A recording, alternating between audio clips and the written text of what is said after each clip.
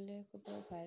আজি আমি এই ভিডিঅ'টোৰ জৰিয়তে গাছটেং ই-মাৰ্কেটিং LLP এপটোত কেনেকৈ নিউ মেম্বাৰ জইন ৰেজিষ্ট্ৰেশ্যন কৰিব পাৰি সেইটোৰ বিষয়ে শিকিম। আমি যিহেতু নিউ মেম্বাৰ জইন কৰাৰ বাবে প্ৰথমতে ৰেজিষ্ট্ৰেশ্যন কৰিব লাগে আৰু কেনেকৈ কৰে তাৰ বিষয়ে শিকিম।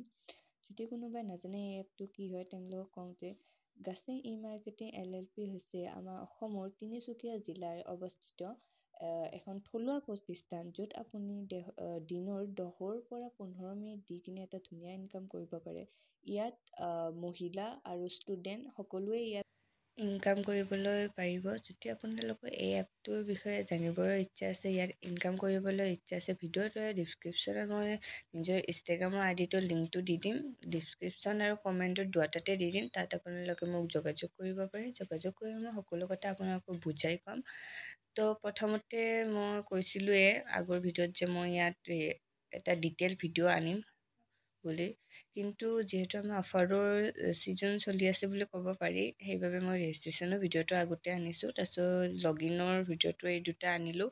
যদি আপোনালোকে লগইন কৰিব নাজানে বা ফটোবোৰ কেনেকৈ চাই বা এই ফটো চোৱা পইচাটো ক'ত যায়, কেনেকৈ কি সেইখিনি নাজানে, তো মোৰ আগৰ ভিডিঅ'টো চাব পাৰে, সেইটোৰো লিংকটো মই দি দিম। প্ৰথমতে জানি লওঁ যে ৰেজিষ্ট্ৰেশ্যন কৰিবলৈ আপোনালোকক কি বস্তুৰ প্ৰয়োজন হ'ব। ৰেজিষ্ট্ৰেশ্যন কৰিবলৈ আপোনালোকৰ 3টা বস্তুৰ প্ৰয়োজন হ'ব। সেইটো হ'ল আধাৰ কাৰ্ড, ফোন নম্বৰ আৰু ইমেইল ID। যোনজন মানুহ আপোনালোকে জইন কৰাব তেওঁৰ আধাৰ কাৰ্ড, ইমেইল ID আৰু ফোন নম্বৰটো লৈ ল'ব। প্ৰথমতে গাছটেং এপটো অ'পেন কৰি কিনে তাত লগইন কৰি ল'ব। লগইন কৰাৰ পিছত এনেকৈ এখন দেখিব। দেখিলে ওপৰৰ সেই 3টা পাছত টিপিলে আপুনি যে 3 নম্বৰ এটা অপশ্যন দেখিছে ৰেজিষ্টাৰ নিউ মেম্বাৰ, সেইটোত টিপিলে এনেকুৱা এখন চাৰ্ট টাইপৰ অ'পেন হ'ব।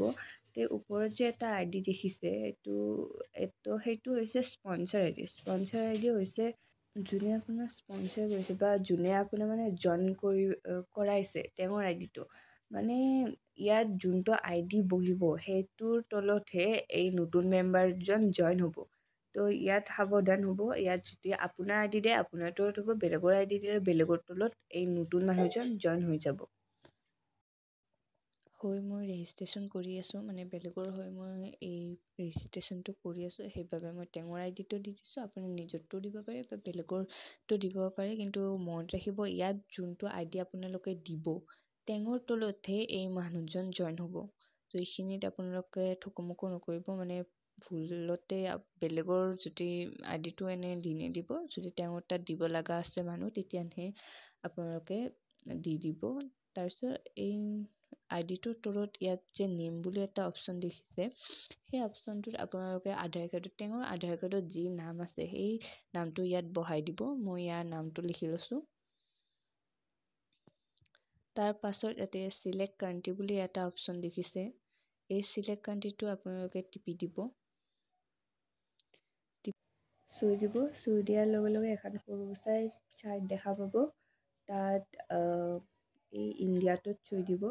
তাৰে তলত আছে চিলেক্ট ষ্টেট, সেইটোত চুই দিব। চুই দিলে তেওঁ যোনখন ষ্টেটৰ হয় যোনখন ষ্টেট ইয়াত আপোনালোকে দি দিব।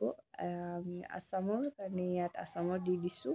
আপোনালোকৰ যোনজন মানুহে জইন কৰিব তেওঁ যোনখন ষ্টেটৰ তেওঁ দিব। তাৰে তলত আছে চিলেক্ট ডিষ্ট্ৰিক্ট, তেওঁ যোনখন ডিষ্ট্ৰিক্টৰ হয় সোনখন ডিষ্ট্ৰিক্ট চিলেক্ট কৰি ল'ব। ইয়াৰ কামৰূপৰ হয় বাবে আমি কামৰূপটো চিলেক্ট কৰি লৈছোঁ। বাকী সকলোবোৰ বস্তু যোনটো মানুহ আপুনি জইন কৰিব বিচাৰিছে তেওঁৰ হ'ব, তেওঁৰ ডিটেইলছখিনিহে দিব লাগিব। স্পনচাৰ আইডিটোহে আপোনাৰ হ'ব, আপোনাৰ দিব লাগিব। বাকী ডিটেইলছবোৰ পিন নম্বৰ, দেশ, ষ্টেট চব তেওঁৰে দি দিব। পিন নম্বৰটো তাৰে তলত পিন নম্বৰৰ অপশ্যন আছে, পিন নম্বৰটো মই তেওঁক দি দিছোঁ। তাৰপিছত ইয়াত আপোনালোকে দেখিছে মোবাইল নম্বৰ, তেওঁৰ মোবাইল নম্বৰটো আপোনালোকে ইয়াত দি দিব। মই মোবাইল নম্বৰটো দি দিম।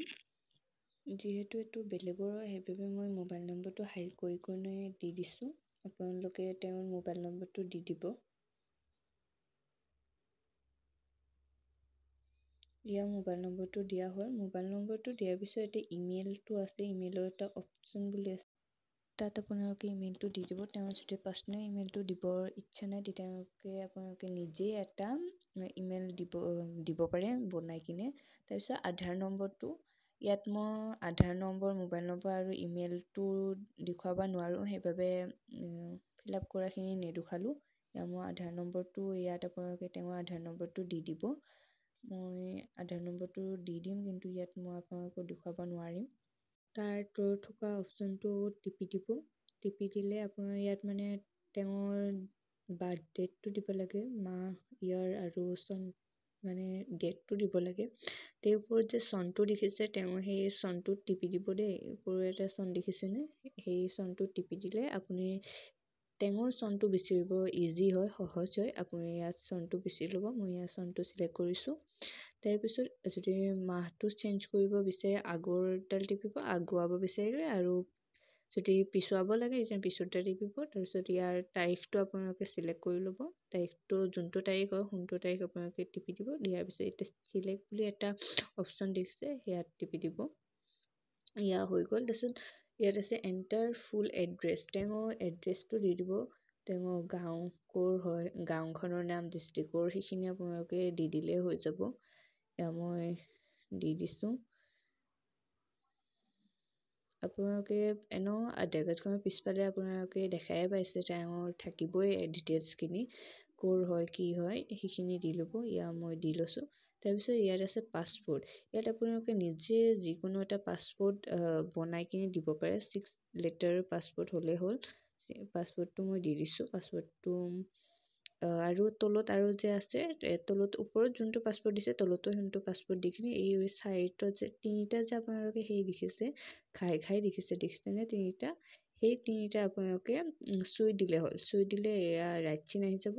এই ৰাইট চিন হোৱাৰ পিছত ৰেজিষ্ট্ৰেশ্যন বুলি যে এটা শব্দ আছে, তাত টিপি দিব। টিপি দিয়াৰ লগে লগে এখন ফৰ্ম আহিব, এনেকুৱা টাইপৰ। সেইখন স্ক্ৰীনশ্বট মাৰি ল'ব। তাৰপিছত এইখন আপোনালোকে যোনজন মানুহক জইন কৰাইছে তেওঁ দি দিব। তেতিয়া তেওঁৰ ID পাছপোৰ্টটো ইয়াতে থাকিব তেওঁৰ। এতিয়া এইখিনি আছিল ৰেজিষ্ট্ৰেশ্যনৰ ভিডিঅ'। ইয়াত আপোনালোকে আৰু এটা কথা কওঁ যে আপুনি যে ৰেজিষ্ট্ৰেশ্যন কৰিলে, তেওঁৰ আইডিটো এক্টিভ হ'ল নে নহ'ল, নে ইনএক্টিভ হৈ আছে, সেইটো কেনেকৈ চাব? ওপৰত তিনিটাৰ কাষত টিপিৱাৰ পাছত তলত যাব। ইয়াত যে বহুতকেইজন মানুহ দেখিছেনে, এনেকুৱা চিন হৈছে জেনেৰলজি বুলি, তাত টিপিব। দিয়াৰ পিছত দুটা অপশ্যন দেখিব। ইয়াৰ প্ৰথম অপশ্যনটো টিপিব। যেতিয়া আপুনি ডাইৰেক্ট তেওঁৰ হৈ জইন দিছে, তেওঁৰ ওপৰত টিপিব। টিপিলে আপোনাৰ ডাইৰেক্টত আপোনালোকে থাকিব, যোনটো আপুনি নিজে জইন কৰাইছে, তেওঁৰ আইডিবোৰ ইয়াত থাকিব। আৰু ইয়াত তেওঁৰ নামটো থাকিব, ইউজাৰ নেমটো থাকিব, লগতে ডেটটো থাকিব, কোনটো তাৰিখে তেওঁ মানে জইন হৈছিল আৰু কেতিয়া এক্টিভ হৈছে নে নাই, সেইবোৰ গোটেইখিনি থাকিব। আপুনি ইয়াৰ ষ্টেটাছ বুলি দেখিছেনে? ষ্টেটাছত আপোনালোকে যদি এক্টিভ বুলি আছে, তেওঁৰ একাউণ্টটো এক্টিভ হৈছে। যদি ইনএক্টিভ বুলি আছে, তেওঁৰ একাউণ্টটো এতিয়ালৈ এক্টিভ হোৱা নাই, সোনকালে হৈ যাব দিয়কচোন। পইচাটো দিলে এক্টিভটো সোনকালে হৈয়ে যায়। জেনেৰেশ্যনটোত টিপি দিব। আপোনাৰ তলত যে মেম্বাৰবোৰ দি আছে, সেই মেম্বাৰবোৰেতো অন্য মেম্বাৰক কোনোবাক জইন দিব ন। সেই জইন দিয়া কেইজনক জইন দিব, যেতিয়া আপুনি চাব বিচাৰিছে, ইয়াত টিপিব। টিপিলে আপোনালোকে মুঠ আপোনাৰ তলত যিমান আছে সেইখিনি গোটেইখিনি ইয়াত পাই যাব। ইয়াত কোনে নামটো আছে, তাৰপিছত নামটোৰ পিছত আপোনালোকে ডেটটো পাব, আৰু সেইজন মানুহ কোনে জইন কৰাইছে সেইটো পাব, ষ্টেটাছবোৰ পাব, গোটাইবোৰ পাব, আৰু ইনএক্টিভ, এক্টিভ সেইখিনিও পাব। ষ্টেটাছ বুলি এটা অপশ্যন আছে ওপৰত, সেইটোত চালে আপুনি এক্টিভ হৈ আছে নে ইনএক্টিভ হৈ আছে, সেইখিনি গোটেইখিনি পাব। তো আজিলৈ এইখিনিয়ে আছিল। যদি আপুনি ভিডিঅ'টো চাই ভাল পালে, ভিডিঅ'টো লাইক, কমেণ্ট, শ্বেয়াৰ কৰিব, আৰু চেনেলটো ছাবস্ক্ৰাইব কৰিব। কাষ্টিঙৰ ভিডিঅ' পাবলৈ হ'লে চেনেলটো ছাবস্ক্ৰাইব কৰি ৰাখিব। ধন্যবাদ।